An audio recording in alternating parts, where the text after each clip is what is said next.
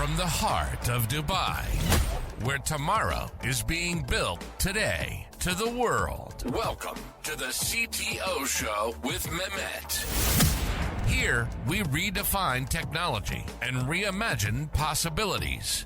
With Mehmet, delve into the riveting realms of AI, cybersecurity, and digital technology.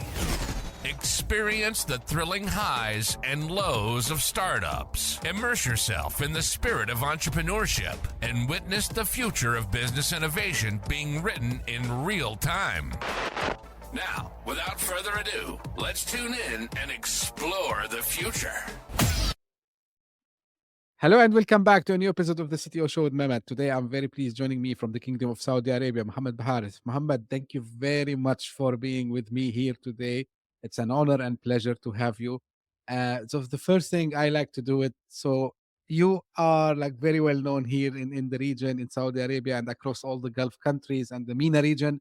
But just for the audience, tell us a little bit more about yourself, your journey, and then we can take it up from there. Okay, Mohammed, the pleasure is mine for being on your show. And I would like to introduce myself as a dyslexic person and also a person who has ADHD. Overcoming those challenges has been very difficult, and finding my place in life was a journey that I am very proud of. Uh, the first experience that I had in life was working in a hotel with my dad, and it was a very joyful experience. Yeah, and I learned a lot from working in my early days. Then I moved on to many ventures, to uh, many workplaces, and I have learned um, from each place, because I keep jumping from category to category, from hospitality to PR, and then ending up in entrepreneurship. So I learned a lot across the years, and I call myself, uh, a person who likes to learn. The fire inside each of us for education, for learning, for curiosity never ends. So this is the passion that I would like to give all of your viewers and everybody who deals with me and works with me. Obviously, some people know me and some people don't. So I would like to introduce myself as a business consultant. And last year, I won the Business Consultant of the Year award. And I am very happy that I won it. And there are a lot of my peers also uh, that won this award in the last few years. And I didn't expect winning it. So I'm very happy about that. And I appreciate the people who nominated me and who voted for me for this award. And I'm very delighted to be here with you today. The pleasure is mine, Muhammad, and congratulations on that award. Uh, you know, it's something which I started to see as maybe I like to spot patterns. Let me call it this way.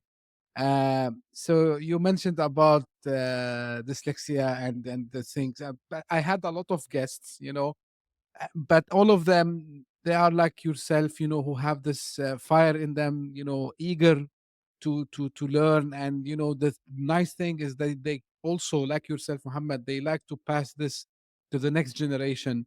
And maybe people, they don't know the former CEO of Cisco. He had also, like, he had dyslexia, and he is a known like successful CEO for one of the major companies.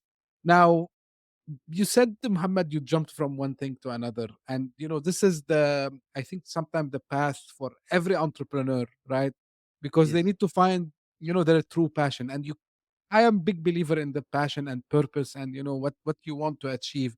So for you, like, when you started to spot, like, okay, I want to settle on this path of being in entrepreneurship, right? And being, a business consultant and helping other people, what was the motive? What was, like, the thing that you said, yes, this is this is exactly the thing that I want to pursue, and I want to move forward with it, to choose this path. Can you share this with us, please? It's actually the answer is very funny. Okay, I was trying to find my career path when I was young, trying to explore different opportunities. Okay, and some of the people at human resources don't like people who jumped from one job to another, from one field to another. But in fact, when I look for entrepreneurs, I look for these qualities, for the curiosity to find out what is there. So when I finally found out what I was good at public relations. So when I started working in public relations, I discovered that I have a knack for it, and it's very natural for me, and the effort is not as much as working in any other field. So when I started, I found out that I was not just doing PR, I was helping people and enabling them with information, with knowledge, starting from technology and maintenance. I'm a huge tech geek. I'm the first guy in Saudi Arabia who got the Google glasses, by the way, and I also tried to make a Qibla app for it. And I have the Apple Vision Pro, everything that is new in technology, I have it. So people are always asking me questions. Muhammad, how did you do this? Muhammad, how did you do that? Muhammad, I would like to open a company. Muhammad, I would like to start this, and I would like you to review the structure of my company. How about you take a look at this? So I started as questions from people in my field of PR. And then I started to see, what should I do to make this better? Can I do it to help entrepreneurs? The responsibility is great. I have to study for it. I have to take courses. I have to know what is special about me to give them. Okay, my dyslexic way of thinking is something adding to the equation and adding to the value, but the fundamentals, for me, it was very difficult. And we started, back at 2006, when the how would you say, when it was not, the market was not ready for startups. But the most important thing is you give them the fundamentals, such as the business model. The people were focused on other ways of calculating revenue that are very, how would you say, would cause losses for a company. So when I started to do this, there was no map, there was no structure, there was nothing. I started to do it, just from my heart. And when I did it, I discovered that this is my passion. As a business consultant, I can give them my perspective. I can give them the accumulated experience that I have in the 1 hour or 2 hours that they stay with me. I can guide them to avoid the mistakes that most of the people before them did. And also, I went through the same mistakes as before. How to get updated in regulations.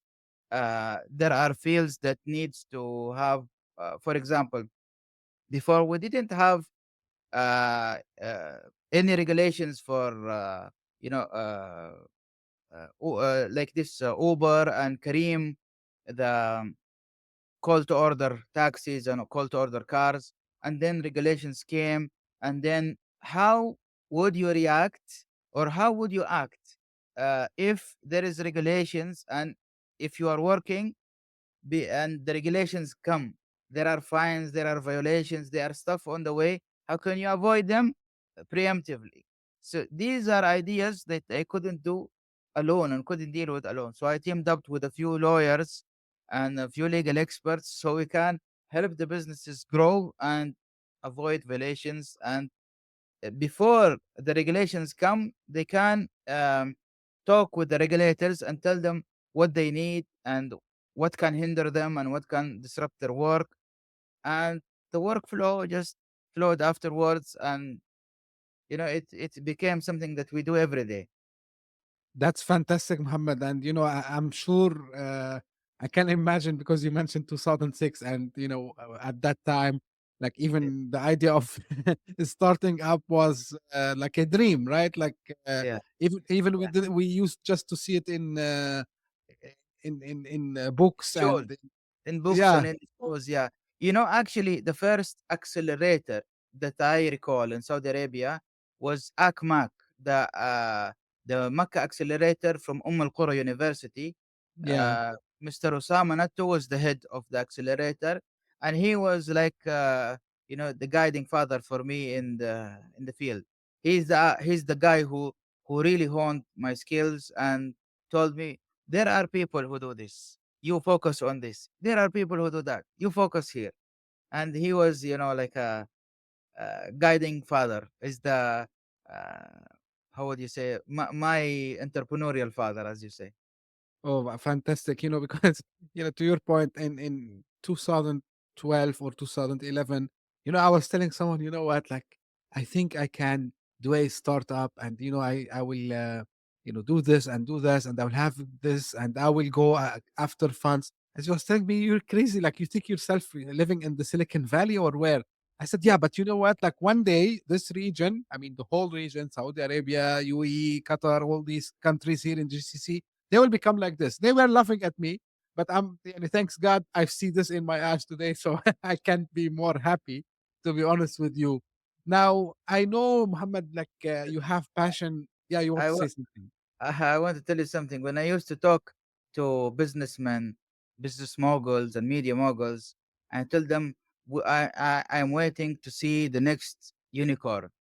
And then they were laughing at me. They think I was actually talking about a real unicorn. The term was unknown. They thought I was talking about a fantasy book or something. Oh,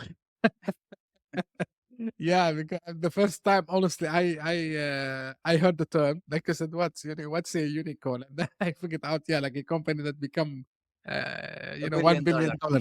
Yeah. billion-dollar company. Now, Muhammad, I know also, part of what you have done over the years, right? So you came up because you kept mentioning the business model, right? So I Yes. know that you have developed a method you called Yes. Bahareth method and the Yes. goal model Canva. I'm very fan, of anything that we can structure it for, I would say, young entrepreneurs or new entrepreneurs, so they can understand the thing. Because honestly speaking, maybe you'll agree or disagree, I don't know, but the way sometimes still we teach people in schools and colleges, it's not up to date, and we teach them like old concepts, and when they go out to life, they get you know stuck with many obstacles, and they could not understand how to overcome this. So tell me a little bit more about these methods and the Canva that you have developed. See, the goal model canvas is inspired by the business model canvas. It's a way to structure your goal for uh, for the whole year, for each month of the year, and for every week of the year. So you have one main goal that you want to achieve this week, and you have four other goals that are sub goals, that are goals you want to achieve, but they're not as important as the first goal. And then you structure them with uh, the business flow or your workflow or your life flow. Okay.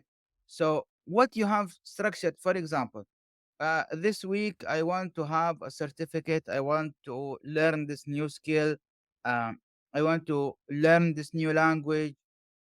So you start putting the goals, and then by the end of the year, you will find out if you have uh, the stamina enough and the persistence and the perseverance to go through it all. You will find out if you made 60% of your goals, you will be surprised of what you could achieve. So that's the basic method of the goal model canvas, is to help you understand what you can do. And also, I'm gonna launch in Arabic soon enough, like a notebook based on the goal model canvas, and later on we'll launch it in English, because the most important thing in life is achieving goals.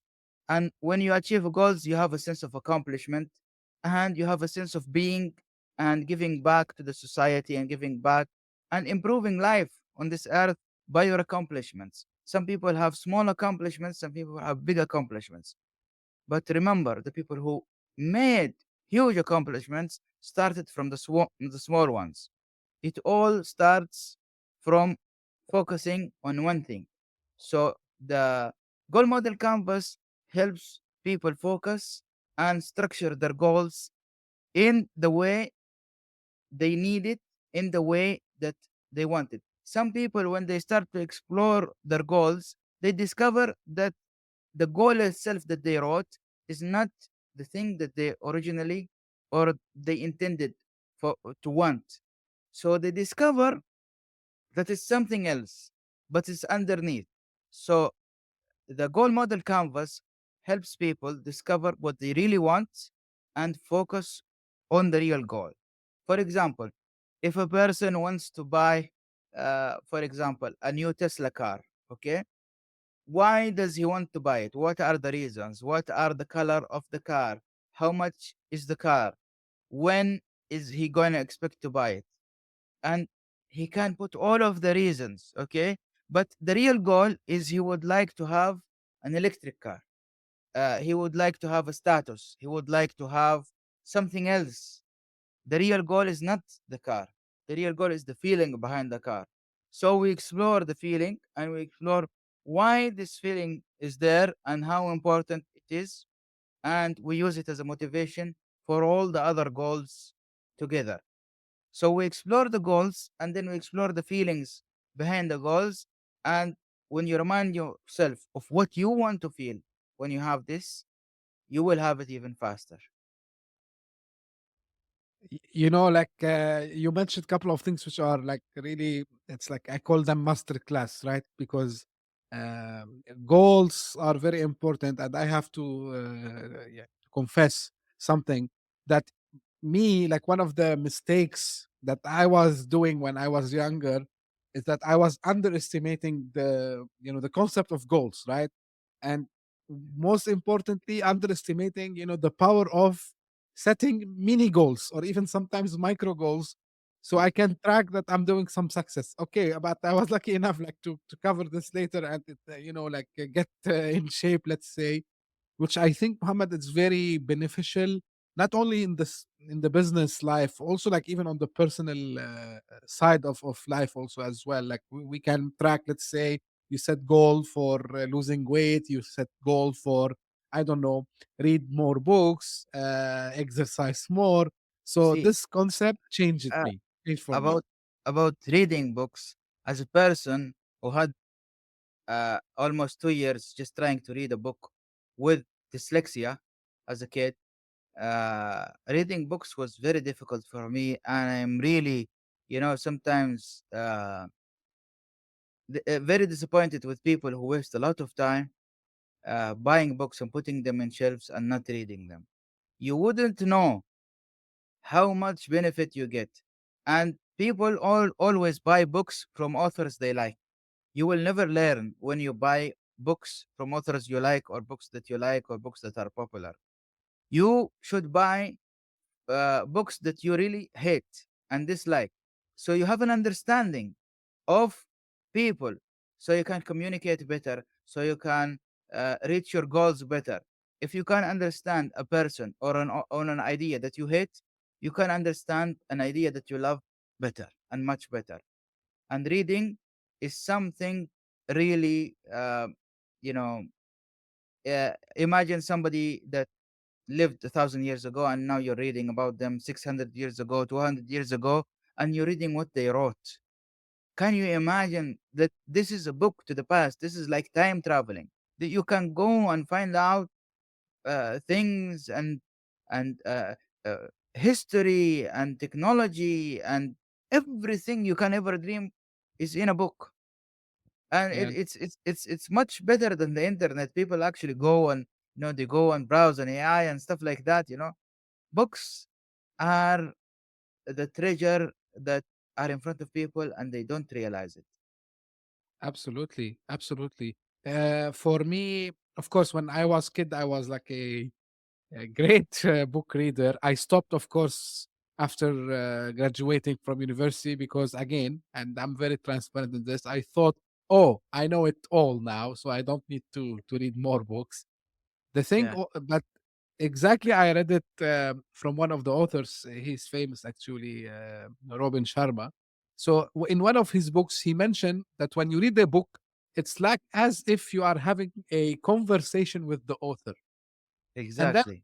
I discovered the power, okay, let me try to read the books in the field that uh, are not in my area of expertise. So I'm an engineer, right? So I graduated as an engineer. And when I was younger, I was, no, I don't want to read finance. I don't want to read accounting. I don't want to read business. I don't want to read this and that. And then, exactly the same thing. The moment I start to immerse myself in this, of course, it was very hard at the beginning, you can imagine. And then after a while, I discovered, oh, now I'm able to understand many things in a better way because I can correlate things and I can, uh, understand things in a holistic approach rather than just, looking from one corner. So exactly, Exactly. Muhammad, on this one. When Now, we started to yeah, work please. in hospitality, one of the great things about working in hotels, in the hospitality field, that they take you on a tour in every start entry level job. Okay, from laundry to maintenance. So you have an experience of everything around the hotel. So when a guest have a question or have a problem, you know where to go.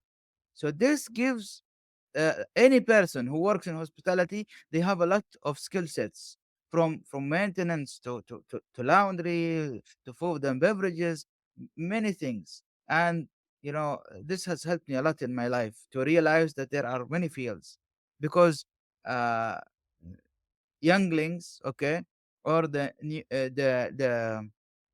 youth today don't know what are the options they have, don't know what are the fields they have. There are many fields, and every day we're hearing about a new field being created. uh, until now, there is something on my bucket list that I couldn't do. Okay, until today, because of dyslexia, my hand-eye coordination is not as how would you say, not as normal people do. So until today, I cannot ride a bicycle. Oh, I can ride a tricycle, but a bicycle, I cannot because of the hand-eye coordination problem. yeah, yeah, of course, I can understand. And funny enough, I just fell on from my bike yesterday. Coincidence. Salamat. God bless you. Thank you, Muhammad. Now you mentioned about learning a lot and trying to using the internet and so on. So the internet actually created something which is, I would believe revolutionized the way, we all get the information. Yes. But I want to have your point of view on online learning, and let's call it now education tech, right, Mohammed? So first of all, like, how do you see this area evolving, and what are like the things that should be done and should not be done in that arena? E-learning is something uh, very, very, very, very astounding. And e-learning should have platforms that gather people with experiences so they can relay their experiences to the next generation, especially people who are just retired. They have a sum of experiences, and uh, the youth can learn a lot from them, from their experiences, from how they solved problems, what mistakes they did. So we can have an accumulation. If imagine if the youth today was enabled by the experiences of the retired people, okay, and they have the sum of their experience, the sum of their mistake, the accumulation of this initiative itself on the future generations, we will have a super accumulation of learning from mistakes, a super accumulation of experience, and a super accumulation of success. It is a formula for success. But the problem that we are facing today is that each country has its own regulations. For example, we in Saudi Arabia have a regulating body for what they call courses, dawrat. In Arabic, it's called dawrat. So if you want to give a dawra, you have to be a registered trainer from this governing body, the government body, and you have to have a registered because it's gonna have a difference when you give the person a certificate for attending. It's gonna have a difference on their pay. So you have to do, the structure and the systems and the benefits, and you have to follow a certain structure. But if you go through to seminars, muhadarat, as we call them in Arabic, or workshops, as we call them in Arabic, warash amal, uh, if you do it online, there is no regulations up to now to register them anywhere up to now, and people can do them freely without needing to have any kind of permit or certificate here in Saudi Arabia up to now. So this can help in moving forward, help us moving forward to get the experiences of people who retired, get the experiences of a well skilled person to the next generation. We need to have a transfer of knowledge, a transfer of experience, and we need to hand the torch to the next generation. Okay, every person has his own experience. For example, there is a guy who built an Iron Man suit. Okay, imagine if this guy who built an Iron Man suit gave, a lecture or a workshop about electronics, about the devices he used, the technologies that he used. You will have 50 or 100 new inventors in the market. You will add value to the market. The more inventors you have, you will add value to the market. And you can have, when you have more value, you have more innovation, and you have more, um, what's the word in English? You would have more, you would invest, you would invest in the time of the youth. So instead of the youth going around and reading books and going around and asking people and researching, you will give them what they need, and you will save them years of searching and experiences, and uh, finding out what is right and wrong in this field, how to do it, what is the regulations. For example, a guy has an intellectual property certificate. What can he do with it? This guy, I'm going to give you an example without saying names. Sure. This guy went to a company and told them, I want to license this. So he wanted to license it in general. I told him, no, no, no, no, wait, license it only for commercial airplanes only, and license it to another company for passenger airplanes, license to another company for space, for rockets, you can license it for anything. Don't give it away in an instant, you know. And then once he told them that, they know that he was a professional. They gave him 5 times the initial offer. 5 times. Wow. Five Wow. 5 times. So if you just know how to communicate, if you just know a little bit about uh, the experience itself, you can get a lot of leverage. You know, the this if example, he's getting like $10 million and now he's getting 50, it will make a huge difference in his life. It will make a huge difference in his output, in his giving, in his achievements as an inventor, as a intellectual property holder. Absolutely. We are seeing, Muhammad, we are seeing a lot of initiatives, startups in the education specifically. Yes. Um, I have a theory. Okay, I'm seeing like nice things, but I'm not seeing enough um innovation in that area. Like, taking I'm big fan, by the way, of taking a business model that worked somewhere else and bringing, for example, to our region, to Saudi Arabia or to the UAE or Egypt. I'm big fan because Karim is a success story. You mentioned Karim and Uber, right? So it's a success story. But what I feel, and here maybe you can enlighten us, with all this technology adoption that we have done, and by the way, what you just described, Muhammad, is a real pain and problem. It's about Yep. like learning and finding the information which we wanted in a proper format. Why we are not getting this next generation of education technology, I would say, in our region, in your experience? Is it because the founders are going the easy route, or is it because they are not having the proper support maybe from investors and government bodies? There are a few problems. Okay, the first problem I would like to address is the copy paste syndrome that we have. Right. We take something that works and we say, okay, let's do it in Arabic. Yalla, copy paste, make an Arabic name. That is the biggest problem that we have. Okay, you can change it a bit here and there. You can explore. You see, people underestimate the power of questionnaires. Okay, if you get 10 teachers and ask them questions, if you get 10 students and ask them questions, you will find out what they really want. Okay. And then you can build off of that and use the business model that works as a base and then work out from there. You have to have something unique. Okay. You cannot just say, oh, okay, I will just do a Kickstarter for school projects. Okay, I'll just do a copy of uh, what's the name of that site? For Udemy, education courses and Udemy, Udemy, LinkedIn Learn. Coursera. Yeah, Coursera. Just do a copy of them. Okay, they have the screen on the left. Let's do it on the right.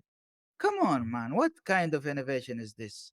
Okay, and the other problem that we're having is investors do not have the knowledge base to know what is happening in the tech background. For example, when investors come to me and ask me about, I said, "Look, man, this is a cheap way of doing this. Okay, why are you using all of this open source? You make your own code. For example, if you're using this open source code and they made an update, you're screwed. You have to pay like 70,000 or 15,000 to fix this problem for an update. Your app will not work. Your service will stop. Come on. Okay, open source is good, but when people rely on it too much, you saw what happened with Microsoft.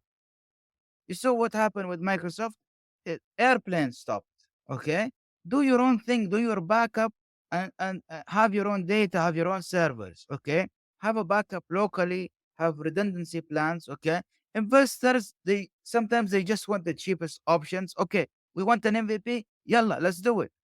Okay, an MVP is good. Okay, but an, an MVP should an MVP has a expiry date. You should throw it all out, and when you make the product, you make it in the right way. An MVP is just, a dummy. Okay. When Iron Man, okay, made his suit in the area that he was, okay, his first suit, he didn't stay with it. It was just a proof of concept. And then he made the real suit that he wants.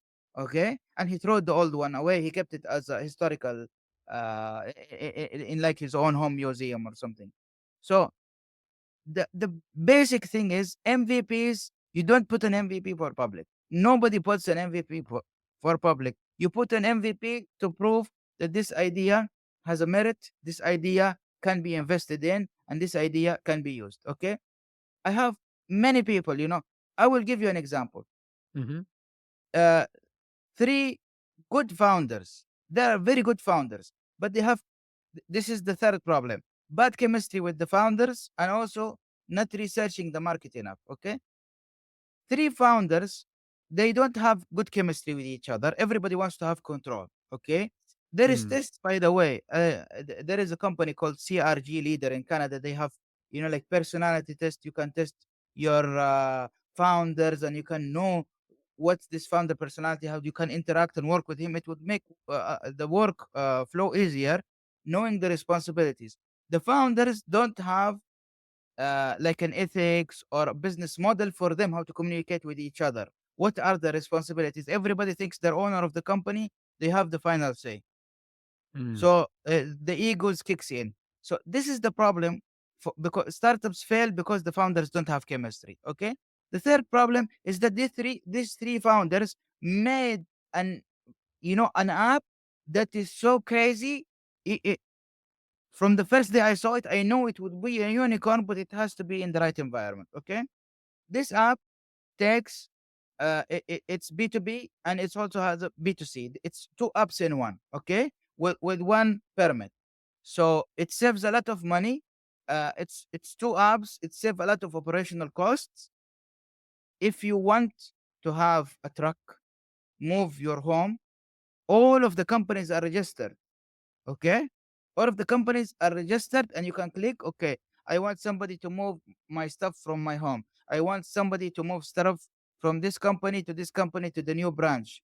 They name it, they number it, they label it, everything. All of the companies are there, but it's a difficult way to find them, and there is no structured marketplace that they are all in. They made the best marketplace, and they made everything, and they're all coming from different background of the logistical field. And after they did all of that, they had another idea how we can do it for consumers, and it was a brilliant idea. But they were just branching out what they can do without starting. And when they did it, you see, if you're, for example, at Extra or in Emirates, you have this Jumbo, I think they call it Jumbo or something like that, the electronic store. Yes, yeah, Jumbo, yeah. Yeah, we have in Saudi Arabia like Extra. So if you bought a TV and you want somebody, and you bought stuff, you want somebody to take it to your home. Right, right. Right now, they have companies to take it to your home right now.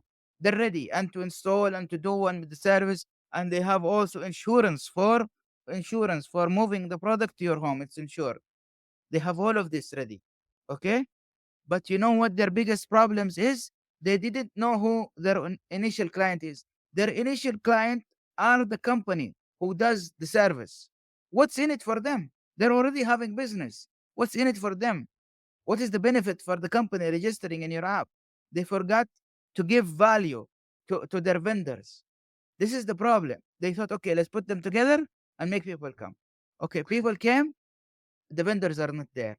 They're not using the app, they're not opening it, they have operational problems because the vendors don't see the value. So Mm. I told them, instead of getting 100 vendors to sign a contract with you, start just with one. Okay, start with one, and make everybody want to come to you, instead of you just sign contracts and it's ink on paper. Like eye-opening, right? Yeah. Um, but you just mentioned also one thing about, the copy paste. I like to put my 2 cents, if you allow, Muhammad. Okay. I always tell people, because I meet a lot of people, they come with ideas and so on. I ask them, what is your competitive advantage? And I feel people get lost in this question. They said, yeah, we can do, for example, this faster. I tell them, no, no, no. I'm not asking you how you compare to the competition today. I ask you how long the competition needs to put work and effort till they can produce the same thing that you have today. And You then this see, is what, you know, I don't look at it that way. Okay, if you see anywhere in the world, okay, you see a barber, you see 10 barbers next to him. You see a tailor, you see 10 tailors next to him. You see a car repair shop, you see 10 car repair shops next to him. Okay, see, it's about a place of gathering. Your competitor is your biggest fan. They follow everything you do. And if you do something that works, when you see them copying you, you know that it works. Put more money in it, put more effort in it. Okay? Your competitor, if you don't have a competitor, you will not succeed. If I'm running alone, okay, I'm exercising alone and running alone, it will not yeah, be fun. If I'm having somebody competing with me, today he won. Tomorrow I'm gonna do more effort to win. Okay, we we didn't have personal computers reaching everybody in the world, because until Apple and Microsoft came head to head, and IBM came head to head, the hardware guys, the software guys came head to head with each other. Okay, Apple and Samsung with their mobile phones, Google and Apple, everybody's competing in some area. Without them competing, Apple wouldn't have reached what they reached today. Okay, well, Google wouldn't have reached what it reached with Android, Samsung, everybody. They wouldn't have reached. Competition is good. Competition is excellent for growth. But people, when they look at the competition as the enemy and we have to crush them, they're crushing their own selves. In fact, I would tell you something really funny. yeah. Nobody would believe that two of the biggest stores in Saudi Arabia, online stores in Saudi Arabia, okay? Two of the biggest online stores of Saudi Arabia, they decided to help each other with cybersecurity. They decided to help each other with, they said, okay, we will sign non-competition in these areas. Okay, you are for accessories for phones, we will give you the advantage. Okay, you give us the accessories for uh, computers and laptops and stuff like that. You don't make advertisement for 2 years in this, and you guys don't make advertisement. And then they combine their efforts secretly to make their platforms better, to learn from their experience. Their staff are learning from each other for, in logistics and stuff like that. It's very nice to see it. I hope one day that they are gonna share their collaboration publicly. But for now, I can't talk about who they are because of confidentiality and non-disclosure agreements. But it's really happy when you see competitors and big competitors working together. Okay, when you saw McDonald's and Burger King helping each other in some countries, they couldn't pay in 2020, back in 2020, when they couldn't pay their employees. So they put a sign, go to Burger King or go to McDonald's, something like go to Burger King because they need it, because people Yeah, are losing their jobs.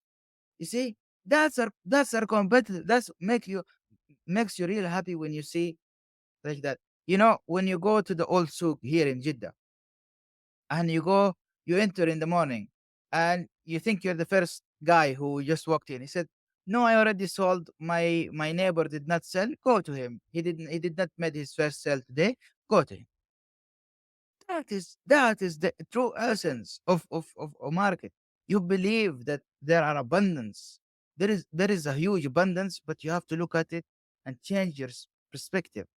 The market, you can have everything you want, okay? right. But if you wish for your competitors uh, to prosper, you will prosper. It's just like a mirror.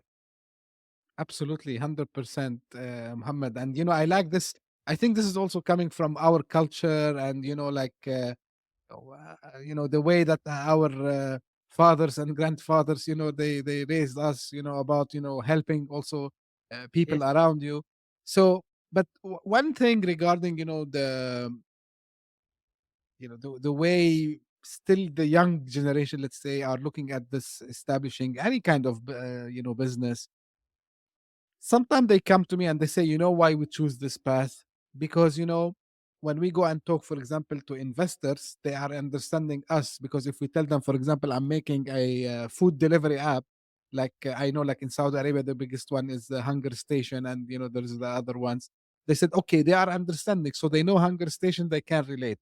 But if we come, for example, and say we are doing like this new business, they are not understanding us, and this is why we have to kind of first start with this, and then we in the future we're gonna pivot in that, like. is I would like to say something. You see, uh, this is being worked out now because many business families are leaving the new generation, their kids in charge now, and it's fixing itself eventually. Okay, Hmm. every problem that we have will be solved by the next generation. Okay, and the next generation and the next and the next and the next. So the investors who don't know about it, they're having their kids working with them. Their kids are learning the skills, or already they have the skills. They know what to do. So there are a few still that don't know about technology. They don't have the background. But first of all, if we have a place in every city, in every major city, okay, to Hmm. give, like, for example, a coffee shop or a hotel that's giving, like this auditorium freely for people who have inventions, people who have startups, you know we call it the free pitch initiative. Okay, let them talk. When a person talks, okay, it's just like these guys, the Toastmasters. They're honing their skills. They're trying to have a better skill set for convincing another guy. Okay, you remember that guy who said, "Sell me this pen"? Yeah. Okay, so it's just the same as that. It's a skill. You know how to sell your idea. For example, tech guys, are very difficult when they explain tech stuff to somebody who does not know. For example, like when you're hearing your doctor said, "Okay, your heart rate is like this, you're like that," and you're looking. You said, "Is that okay? Is that?" okay, or there is something wrong. What is this heart rate and what is this pressure and stuff? He said, you're okay, you're okay. You just need to take a few meds and halas. So imagine that somebody is just hearing, okay, we have the servers and we're gonna do this and we will have 50 staff and we're gonna do this and trainer and stuff like that. They don't understand. Okay, when Steve Jobs brings you the iPhone, he doesn't say, okay, the RAM is this and that is that. He said, we double the capacity so you can do this and that with it. Okay. He gives you why we doubled it and what is the value of doubling the RAM. Okay. We're going to do this because of these people. If you can explain the business model canvas, you don't need a crazy pitch. Okay. You just go to the investor. He said, imagine you are going to invest $1 million today. How much will it be within 10 years? Worst case scenario, it will be like this. Even worst case scenario, you can sell it to another investor that believes in our idea if you don't like it anymore. Okay? Do you want that? Okay. Do you like to invest in e-learning systems? Okay. Okay. Let's look at this. This is an e-learning system that changes, adapts with the person using AI, and we're using this AI, and we're using this, and we're using that, and it adapts. People with dyslexia, some of them they see jumping letters, some of them they see disappearing words, they see disappearing letters, they see letters going to each other. Letters in Arabic don't have the dots and the tashkil. Okay, this AI can adapt to all of that and can fix it. What is the benefit of enabling a person with dyslexia? How much will they pay? And if you have a son with this kind of problem, how much would you pay? Would you pay anything in your pocket to make your son better? Is this a good idea or not? Do you want to invest in it or not? He would be invested in it because he knows that it is a true problem and people would like to solve the problem. Okay? It is how much big of a problem, the problem, how much pain does it cause, and in the end, your solution. Will it fit the market or not? See, Steve Jobs, I will give you, Steve Jobs is a genius that nobody will understand maybe for the next 50 years or 100 years. Okay. Agreed. Steve Jobs, when he made, you remember the Mac, the colored one that you can carry, the big ones, the one in the Yeah, yeah. 90s. Okay. Beginning of the 2000. So when he made it, he stopped the whole line. He stopped the whole line. Why? The box doesn't fit in the smallest car. He said, I want the guy to come and buy it and to take the box and to put it in the smallest trunk you have. I want the box. So they kept doing models and models of this filling and the fillings and the stuff like that in the boxes. He said, I want it to fit the smallest elevator. I want it to fit the smallest doors. Okay. So you have to know where is your client going to use it and how. Okay. I want to make an air condition. If the people that are going to carry the air condition and put it to your room, they cannot put it inside the room, then how you can going to install it? They have to open it outside and it's going to become a hassle. They said, okay, I wish I picked another brand. Okay. So when you know where is your product going to move in an elevator, in a car, where it's going to be, well, Steve Jobs just did you know, the podcast is named after the iPod. Right. This is a fact, but the new generation don't know that. Steve Jobs, when he designed the podcast, he said, "Okay, sorry, the iPod. He designed it. He wants to find a reason why we have the small pocket in the jeans. He said, why we have small pocket? Let's make an invention for this pocket in the jeans." And it was very because 60 or 70 years ago, when the jeans first came up, or almost 100 years, there was a function for that pocket, but people forgot. I will tell Absolutely. you, I will tell you a nice story. Please. Okay, and this story is controversial. It's not 100% accurate because none of us was alive over 700 years ago, but it's a nice story to tell. Okay, Please. long ago, when they were making the expansions of countries and stuff like that, uh, during Al Hajjaj period in Iraq, they had to give all the food to the soldiers. So there was a problem with the food ecosystem. So a guy invented a shop. It's called Mia, and I think it was Mia Fils. The current the currency like it was fils and then dinar. So fils is like Mm-hmm. pennies. Okay, so it's like 100 pennies. Put 100 pennies, and you can eat all you can. It's like a buffet or something. So they started doing it with many different stuff. So what had a huge success and a huge impact was called Zahrat al Ful. It means the flower of ful. Okay, so uh, this was called Da'miya, and it was moved into the northern regions of that country and the Levant, what is called now. Okay, and then they made it with full, and then they made it with hummus, and then it went to Egypt. Okay, we know it today as Ta'miya. Yes. Ta'miya. People call it falafel, but in Arabic we call it Ta'miya. It was originally Ba'miya. Wow. Okay, people don't know the origins of the stories. If you look back into history, you will find several things that would inspire you. Okay, how this delicacy survived from that time until today. Okay, I will tell you another funny story.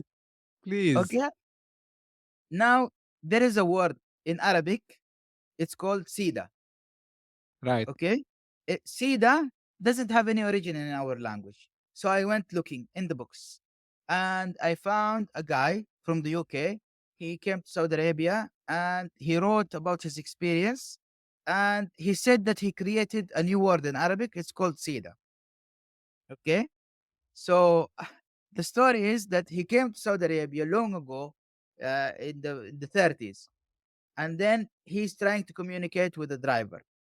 So he told him there was the huge water building or a huge tower or something. So he told him, "See that?" So the guy, the driver, thought that what he meant is go straight. So see that became Sida in our language, and from long ago until today, everybody knows Sida from just one driver. Imagine the impact of one person on our societies, on the whole region. One word. Huge, and it's the word to go straight in all the Gulf countries. And actually, by the way, because of a lot of people that came and they came back to their countries, like Levant and North Africa. So even Yeah. now, if they want to say go straight, they will tell him go see that. Like, Yeah. which is like actually one thing I want to add also, Muhammad. What I figured out, there's a lot of words that if you in English, for example, if you think about the origin and how it was done, it was like originally from Arab origins, I would say. Yeah. And the way, even like sometimes, because in Arabic, people for people who listen or watch us like from other parts of the world, so in Arabic we have something that's called like composite words. So like it's one word, but it's actually two words. We consider it as one. And when you know take the pronunciation and you put it in English or Latin or any other language, it becomes completely other word, but it has the same meaning. I can't like, remember exactly one now, but there's plenty of examples like this. And but you know what you are doing now, Muhammad, actually, and I can understand this. So you are showing us the power of storytelling. And coming back to Steve Jobs, in my opinion, he's the master of storytelling. Because if you think, and the famous keynote speech when he introduced the iPhone, and the way, if I was, okay, I was like, this is how many years ago? 20 years back, maybe less. So I never thought like I have challenges in my in the keyboard of my phone. It never came to my mind. I thought like this is the best in breed technology. Yeah. The way he started to, show it to Guide. us Yeah. how ugly it is, all of a sudden, every single one of us said, "Oh my God!" Like we were like dumped all these years, and we were like pressing. Yeah. Now the other day I was like joking with one of my friends. I said, "Do you remember when you used to send SMS using your old Nokia phone? Like you need Yeah. to press 3 times to get the letter." Yeah. So, but I think the way but if he came and said, "Hey, we invented a technology called multi-touch," before he showed the problem and before guided he showed people. the problem, I think we would not accept it, maybe. But I think he emphasized and he framed, yeah, like the word I was looking for. He framed the problem in a way. I think he was master in this. That, oh my God, like how come I'm living with this problem? I need to buy this technology sooner or later. So do you, I think, Muhammad, we need to teach, like the young entrepreneurs the storytelling in a much better way, you think? Or like, is it a skill? Like how we can become better It storytellers? it is a skill. It is a skill. I learned it when I was writing a novel for, I wanted to repay the favor, as you would say, that Sir Arthur Conan Doyle and the author of the Time Machine also gave me, because that's the first books I read as a dyslexic person. I wanted to read them, and the story made me want to finish the book and finish the story. So I wanted to write a continuation of that story, and to write, my own addition to the, Sherlock Holmes franchise. It took me uh, 7 years. It took me Oh, 7 years to learn how can I make a story that Sir Arthur Conan Doyle estate would approve, the use of character, uh, the continuation of the story, fixing a problem that I thought that Sherlock Holmes was still single, and he should get married, and I wouldn't want to burn the story, but I called it Sherlock Holmes in 2012, and it was like a trilogy, and I had a lot of spelling mistakes, and I left it in the book. It's printed with spelling mistakes to show people how people with dyslexia write, and how people would read it, and the difficulty they would have reading the book and the novel, and the mistakes that we have, so they would see how much difficulty we have in reading, as because I'm writing it in my way. I'm reading it already in the correct way, but I'm looking at it as a dyslexic. So I think it's correct. So I am giving it to people how the way I wrote it. So it's like a double layered message. It's like I'm giving back to Sir Arthur Conan Doyle for the nice stories that he gave us and the nice characters, and also letting people know what kind of difficulty we have as dyslexics. amazing, fantastic. Muhammad, like the conversation can continue and continue probably for hours, but if I want, from you, like some word of wisdom, let's say, for the fellow entrepreneurs, especially in our region, because I'm a big believer that we, between what happened in Saudi Arabia, in the UAE, even in Egypt, in other countries in the past few years, from the nice startups we start to see and the nice things that are happening all around, because I'm a big believer now, we became like one of the main startup hubs in the world. Like, and I'm not saying this as part of marketing messaging, because I'm living it every day in the street, right? And I meet people right, left, and center. But if you And want we're to, benefiting from the apps every day. We're using the apps, the startups, we're benefiting from it every day. 100%. So if you want to give them like your final piece of advice, what it See, would be? I would like to say, don't do anything for money. Do it for the passion. Do it to fix a problem. Do it to help somebody who really needs it. Do your research well. Never give up. Never be ashamed of your ideas. Work before you talk, and do the research before you talk to anybody. Work on it yourself until you feel it's ready to present. Then go find your team. The team is very important, but the most important thing is that you never give up. This is the best piece of advice. Never give up, move forward. If you fall down, you will step back again. When we were kids, if we stopped learning how to walk, nobody would have walked. So keep learning, keep moving forward. And thank you all for listening to us. I hope that today the spark inside every one of us is brightened a bit more. Absolutely, Muhammad. Where people can follow you? Where are you most active? Well, actually, I'm active on Instagram, on YouTube, and they can also find me. I have MBI, Mohammad Bahareth Institute. They can find of some of my seminars over there, and everything is on my website, mohammadbahareth.com. And they're welcome to speak with me on any platform they like. I'm on LinkedIn. I'm on everywhere. That's amazing, fantastic. I will make sure I leave, the social links and the website on the show notes. I really enjoyed, this is, I would say, one in a lifetime episode, honestly speaking, with you, Muhammad, Thank you because so much.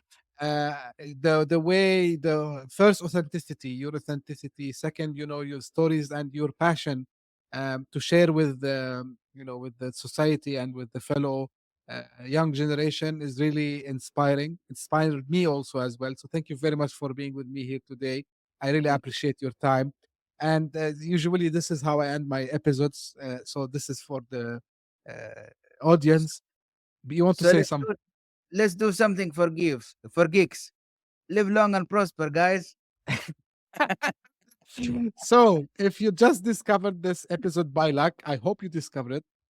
So please, subscribe and share it. I'm trying my best to make a small impact by bringing thought leaders and experts like Muhammad and other people here in the region and globally to educate and leave kind of a legacy. This is my hope. So if you find this podcast useful, please share it with your friends and colleagues and anyone who can benefit. And if you are one of the people who keep coming back to me and write me their comments and feedback, please keep doing so.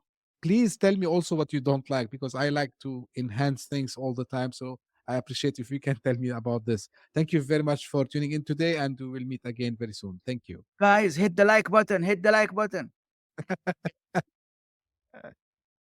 Hit that subscribe button. Share the show with your tech-savvy friends and fellow entrepreneurs. And leave us a review on your favorite podcast app. Your support means the world to us.